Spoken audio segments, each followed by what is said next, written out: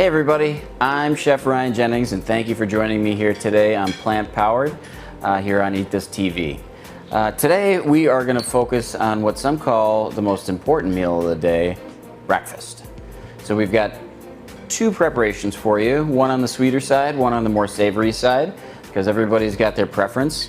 But we'll get started with the sweeter one first, and these are our famous pancakes from Sweet Pea that we're gonna make with bananas. So we'll get started. What I have here is a mixture of whole wheat flour and oat flour, so just ground up oats. And in this bowl, I'm going to add some almond milk. So it's important when making these to keep your dry and wet ingredients separate. See, I'm weighing this out. All the recipes that we have at Sweet Pea are weighed to the gram. It really helps with making sure that our nutritional information is correct, and also consistency in our kitchen, because we're making a whole lot more food than what I'm preparing here today. Here I got a little bit of baking soda, a little bit of baking powder, and some cinnamon for a nice flavor there. You need the leavening agency of these things or you're not going to get any rise in your pancake. So to our almond milk, I have got some almond butter here.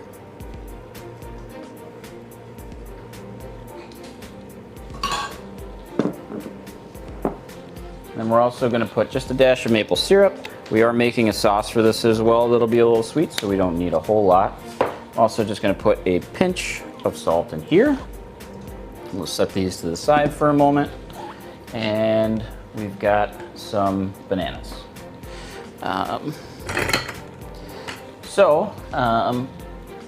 These bananas are nice and ripe, but if they weren't, I would just take them and put them in the oven, 400 degrees, until they turn brown on the outside and you start to see them release their moisture. Great trick if you don't have ripe bananas and you want to make anything cooked with them. So we'll just peel these guys here. I haven't found a good use for the peels. Somebody I saw on the internet tried to make like fake pulled pork out of them. I tried it once and it was gross, so if you saw that on TikTok, don't do it. Yeah, so we'll just put them like that, and then we're just gonna give these a very rough chop, and then we're actually gonna let the whisk kind of do the rest for us. Just put them in here with our mixture.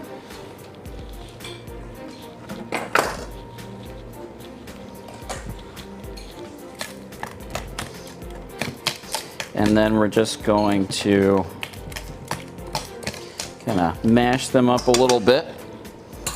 And then, just because we're looking for a little bit better texture, I'm going to break out our handy dandy Vita Prep here. And for this, we're only going to pulse this very, very quickly, just so that we get the desired consistency. That's why it's nice to just have this on the counter. You can use it anytime. And so we're just gonna pulse it and done. That's all we need to do. We still want to have little bits of the banana in there, but that just helps us get there. Okay.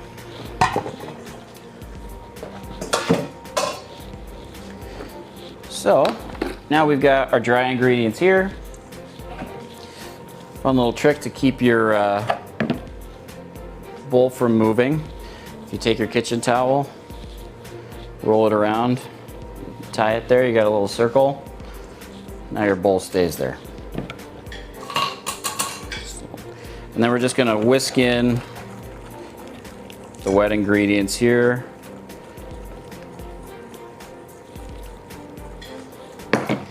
And sometimes flour will take a different amount of liquid depending on how fresh it is, depending on how much of the germ in there. So we used whole wheat flour and oat flour there, and I'm just looking at this, seeing it's too thick, so we are going to add a little bit more almond milk to this, just so we get the right consistency.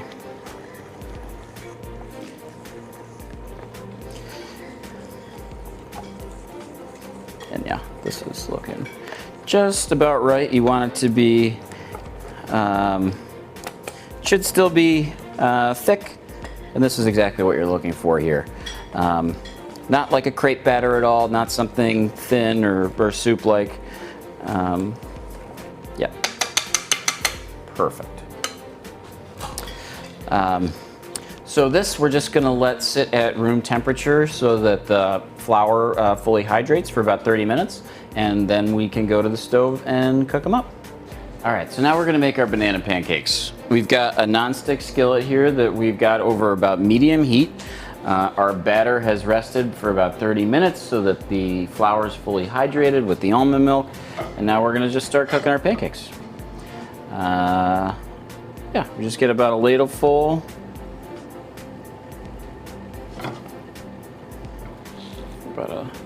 Just gonna turn this up a little bit. You want to hear a nice little sizzle when they go in.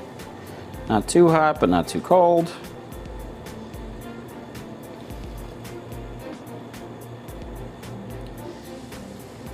Oh, there, that's perfect. Okay. And so now we want to cook our pancakes here just until we start to see bubbles rise in the top, and then they'll be ready to flip. Meanwhile, I'll just tell you, we're gonna have a little sauce for this. It comes together so quickly using one of the most underappreciated dried fruits out there, prunes. And all we did was take a little bit of almond milk with the prunes and some cinnamon, popped it in the microwave for about 5 minutes to soften them up, and we're gonna use our blender to puree it again. I got more pancakes to make, so we'll be right back. So see right here, these bubbles, these are exactly what you're looking for. As soon as we get there, they're ready to flip.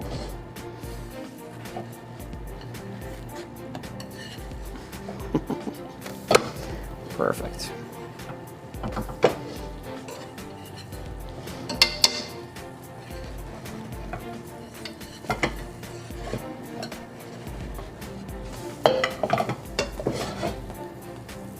Good, then these just gotta cook for a few more minutes and they'll be ready to serve. Hey, welcome back. We're getting ready to plate our banana pancakes.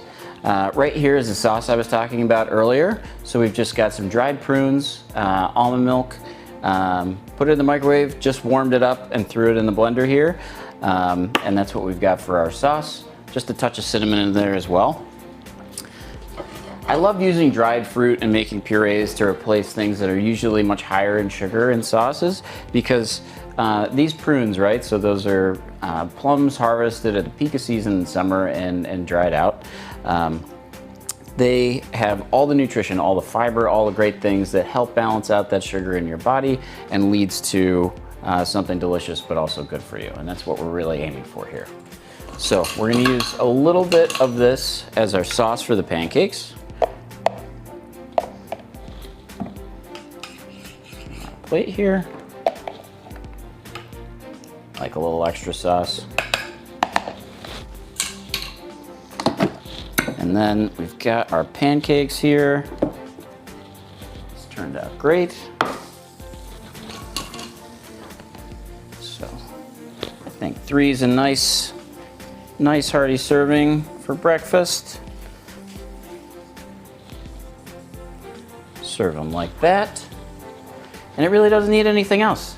It's a pure, delicious, simple, hearty breakfast that I think anybody would enjoy.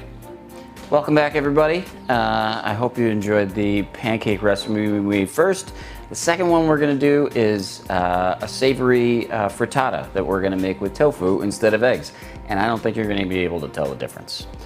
We're gonna use 2 different kinds of tofu. One, the silken tofu, which is softer, and then the firm tofu, and it's going to give you the different consistency, the kind of creaminess of the eggs, and also like the curds of the eggs.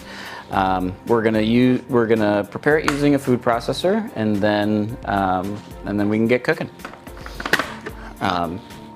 So in here, we're going to add the silken tofu, and we're gonna make the puree of the base first. And then we'll add in the firm tofu at the end, and that will add the curds. In addition to the silken tofu, we've got some cornstarch here to help bind that up. We've also got a little bit of tahini, so sesame paste. We love to get ours from the folks at Once Again up in Trumansburg, New York, near where I'm from. And then for the yellow color of the eggs, we've got some turmeric. And then, you know, eggs kind of have, it's not the most delicious term, but kind of a sulfury taste and smell to them. And what we're gonna use here to help mimic that with the tofu frittata is this black salt, this namchak. So this is something that's used a lot in Indian cooking. And like when you smell this, you're really gonna think that maybe there's eggs in it. A little bit goes a long way. And it'll also be the salt that we need for the dish. And then we'll pop this guy on here.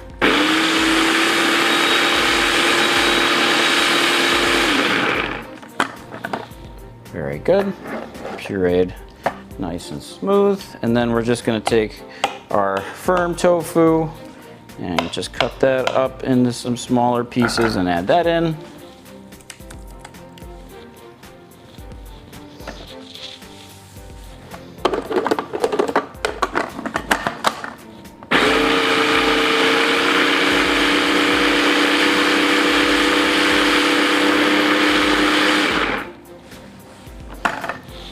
Perfect.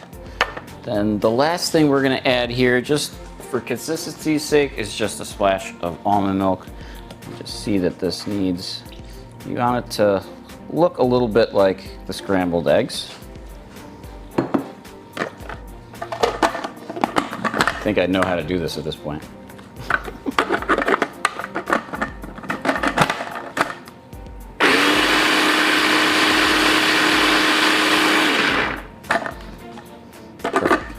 I'm also just going to add a little bit more turmeric to this because I like it to be a little bit more yellow.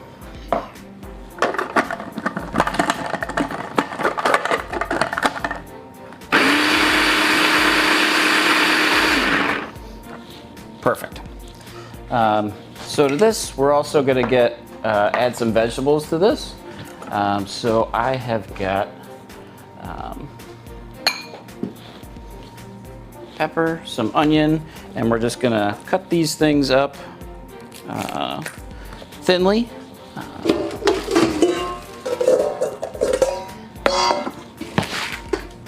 Okay.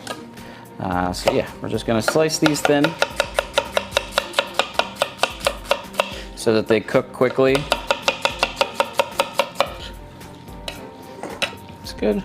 We got our pepper here as well. Just slice that thinly also. Remove any seeds.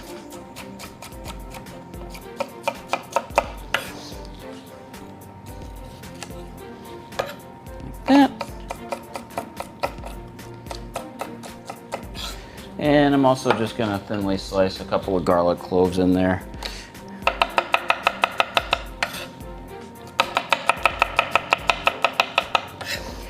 Great. And now we'll just go to the stove and prepare the frittata, and also preparing our romesco sauce to go with it. So we got a lot going on over here. You'll notice that these peppers over here are right over a flame. It's gonna be okay, trust me. This is my favorite way to roast peppers, is directly on a flame. You could do this outside on a grill, but if you're doing it inside the house, the burners on your stove work perfectly fine. Basically, all you're looking to do here is completely char the outside. And then from there, we're just gonna throw it into a closed container for about 10 minutes, and the skins are gonna come right off. All that char will be gone, but we'll still have the nice smoky charred flavor in there, and it's gonna go great in the romesco sauce that we're gonna make to go along with our frittata. I'm also gonna show you a little trick for how to make this frittata without any butter or oil and have it not stick. So first we're gonna start with our vegetables. So we've got our onions, peppers, garlic.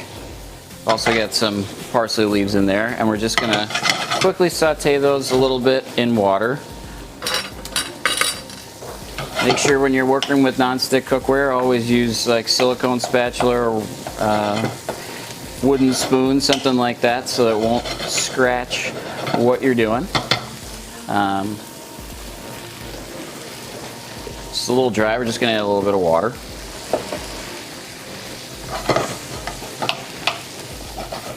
And we just want these to soften only a little bit because this is gonna go in the oven for about 35 minutes or so, so they'll continue to cook in there.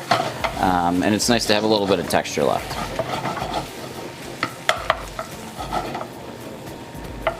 Okay.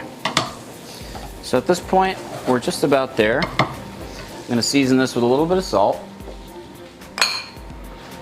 Not a whole lot, because remember we seasoned our frittata base.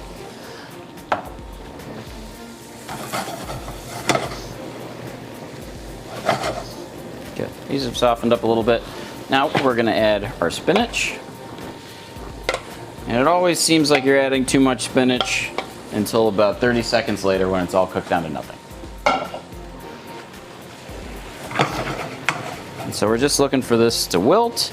Meanwhile, we'll check our peppers here and see how they're doing. Still need a little bit of time.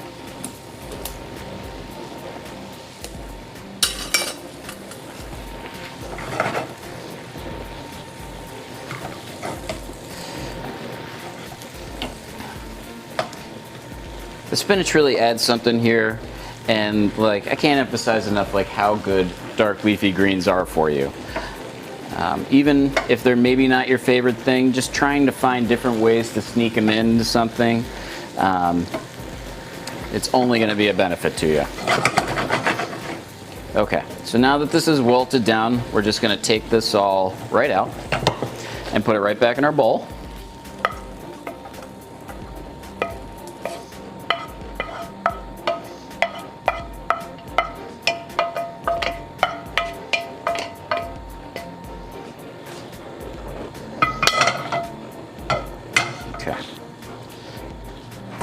Now, we're going to make something that the French call a cartouche. We got a sheet of parchment paper here. We're going to fold it in half, half again, and then fold it in on itself a few times until we can't fold anymore. We measure to the center of our pan here, and then we'll just cut that off.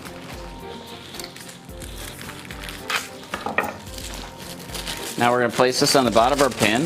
See, we got a nice circle now.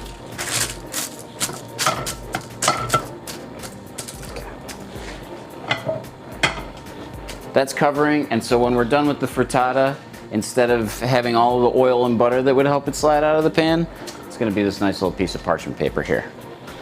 So we can add our vegetables back in.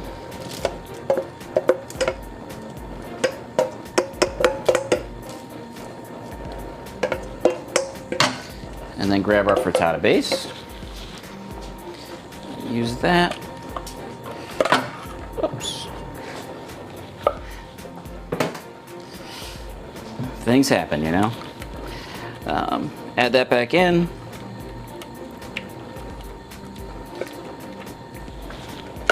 And then we just want to mix this around so it's nicely incorporated with the vegetables and our tofu mixture.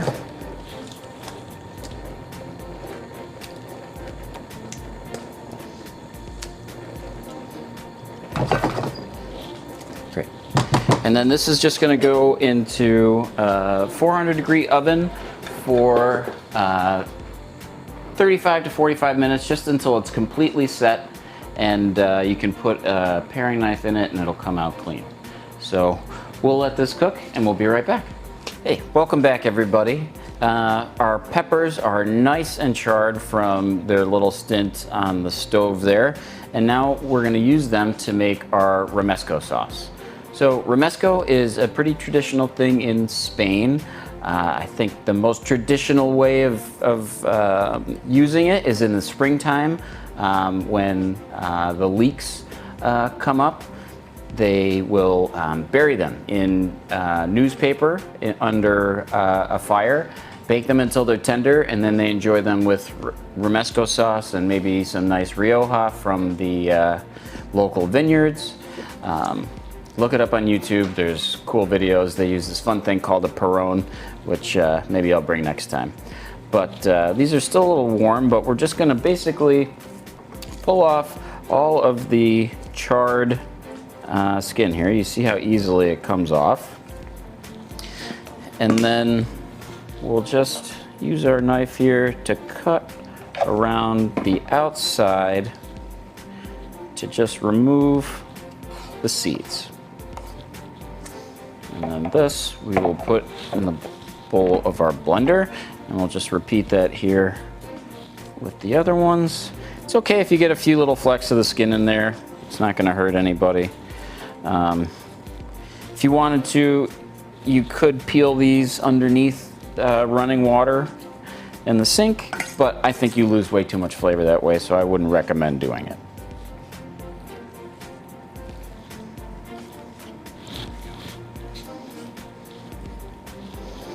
Good. And then we've got one more here.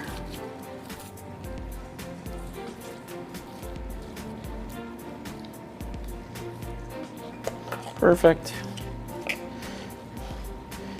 You know, adding this char to this pepper like really brings a whole new kind of flavor to the game here. If you were just to roast them in the oven, you don't get the same sort of smokiness. This would also be great on the grill. Now that it's getting to be summertime, it's hot out there. Nice to do this outdoors to keep the kitchen cool. But great. So the other kind of critical parts to a romesco sauce, here we got a few garlic cloves, which I'm just gonna thinly slice so they puree up nice with the sauce. Those in there. Then here we've got some almonds that we've toasted ahead of time, so we just put these on a sheet tray in the oven at 350 for 15 to 20 minutes till they get a nice golden brown.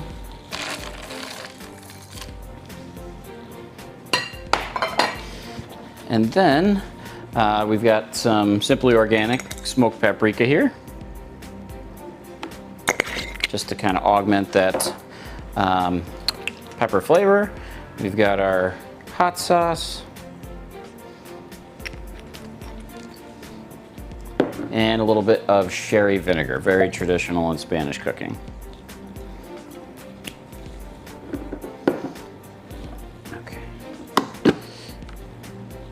All right, now we're gonna puree this up and check on our frittata, and we'll be right back. All right, so welcome back everybody. We've got our finished frittata here. So this was in the oven at like 450 for 40 minutes or so. Got nice and firm, just like frittata you would make with eggs. And I don't know, I can't tell the difference, can you? But yeah. We have our romesco sauce here. We just put that in the Vitamix for just about 30 seconds. I like mine to have some nice texture to it, so there's still nice chunks of almonds in there, the pepper's in there, and it's been flavored with the sherry vinegar, the smoked paprika, the garlic, and it's a perfect complement to our frittata here. So to finish things off, we'll just cut ourselves a nice slice. This is great if you make a nice big batch ahead of time, keep it in the fridge. Good for a little sandwich in the morning for breakfast, but we're gonna serve it here as a light entree that you could serve for lunch or maybe a little summer supper. So we'll just go in here and make a nice slice from the center outward.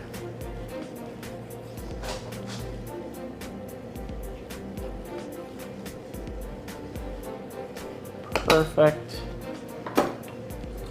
Get our spatula here. Put that on our plate. And now we'll just kind of put a nice little spoon of the romesco sauce on the side. And then we'll just finish this. We've got some nice pea shoots here for a little nice vegetal crunch.